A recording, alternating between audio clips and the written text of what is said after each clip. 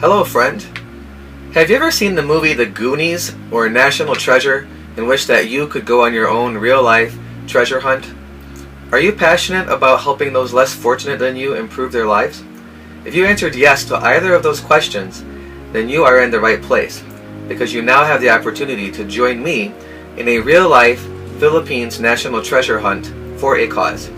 Hello, my name is David Newby. In 1984, I was a medical missionary in the Philippines with my mom and my brother. At the time, I thought I was poor, and yet I met friends my own age whose parents had sold them for food to sex slave rings. This experience greatly impacted me, and most of all, the kindness and generosity of Filipinos in the midst of that great poverty really changed my life. Fast forward to today, I'm married to a Filipina for almost 16 years, and I have Filipino friendships that are going on almost 30 years now. After I published my first book on personal financial strategies a few years ago, several of my Filipino contacts alerted me to a problem that many people are having in the Philippines. The problem is this: many people in the Philippines own gold, and when they go to sell their gold, more than half of the time, people who own smaller amounts of gold are cheated. So I did some research into this and found some startling things. First of all, the Philippines is the 7th most mineral-rich country in the world, and the country produces about $3 to $4 billion a year worth of gold.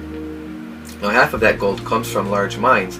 The other half comes from small-scale miners and people who just have gold in their family, because people in the Philippines have been mining gold since the mid-1500s. So there's a lot of gold in the country. The biggest challenge that people have is that to date, no one has taken the time to educate owners of smaller amounts of gold about how to legally and safely sell their gold. Well, because I love Filipinos, I decided that I and my team are going to put a stop to this situation where people who are already cash poor are being further victimized because of a lack of financial education. So what we've done is, in the last 2 years, my partners and I, my dream team and I, have developed a system of buying gold and educating gold sellers on how to sell their gold safely and legally. Last year I spent 7 months in the country. I was able to publish my second book, Treasure Island, in the Philippines.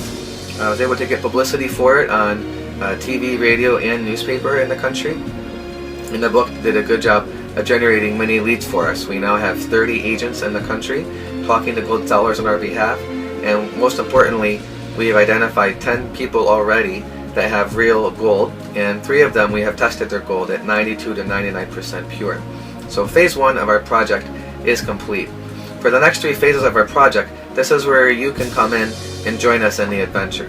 Our next phase that we are working on right now is we need to ramp up and expand our publicity and our financial education campaign to gold sellers, because there's a lot of education that needs to take place. So that's phase 2 that we're ready to work on right now. Phase 3 of our system is to build our gold buying system up, our treasure hunting system, as large as possible. My plan is to be a philantropreneur, that is, be an entrepreneur for philanthropy purposes.